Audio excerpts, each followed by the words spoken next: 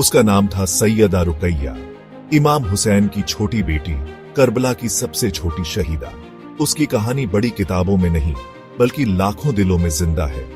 मासूमियत की कहानी, मोहब्बत की दास्तान और एक ऐसा दर्द जो बयां से बाहर है। आज हम उसकी छोटी सी जिंदगी के हर पल को छुएंगे, कदम दर कदम, आंसू दर आंसू। सैयदा रुकैया इमाम हुसैन इब्ने अली और बीबी उम्मे रबाब की सबसे छोटी बेटी थी।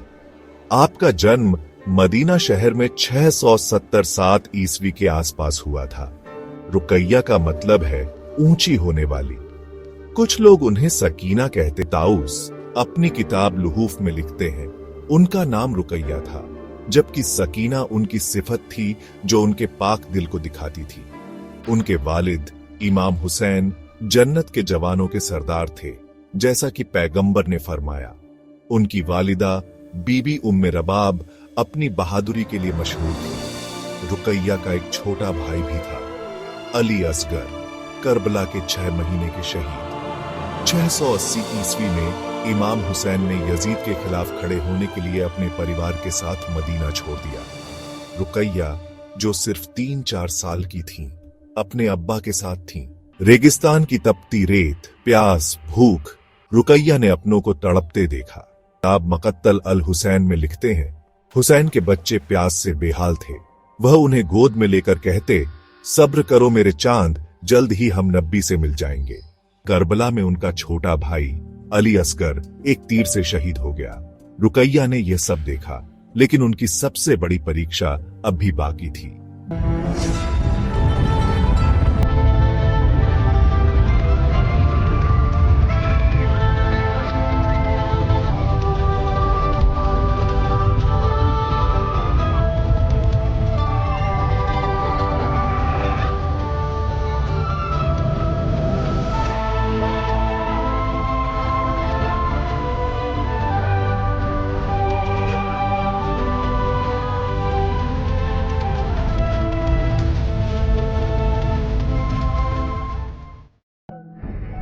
रुकैया अब एक कैदी थी। उन्हें करबला से कूफा फिर दमिश्क तक 500 मील पैदल चलाया गया। नंगे पांव, भूखी, प्यासी, बीमार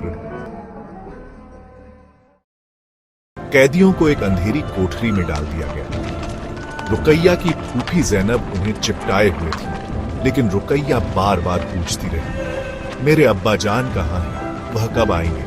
मौलाना शेख अब्बास कुम्मी अपनी किताब नफ्सुल महमूम में लिखते हैं, एक रात रुकैया ने अपने अब्बा को सपने में देखा। उन्होंने कहा, मेरी प्यारी, मेरे पास आ जाओ। वह सपने में मुस्कुराए और फिर कभी नहीं जागा। रुकैया की कब्र को बीबी सकीना के रोजे के नाम से जाना जाता है। हर रोज लोग उनके गम में रोते हैं। उनकी कहानी हमें सिखाती है, एक मासूम बच्ची के आंसू भी दुनिया को हिला सकते हैं। यजीद जैसे जालिम मिट जाते हैं, लेकिन या हुसैन की पुकार हमेशा जिंदा रहती है। सैयदा रुकैया सिर्फ करबला की बेटी नहीं थी, वह हर मजलूम की आवाज है। उनकी छोटी सी जिंदगी हमें याद दिलाती है, हक कभी नहीं मरता, बस उनके नाम की तरह ऊंचा हो जाता है।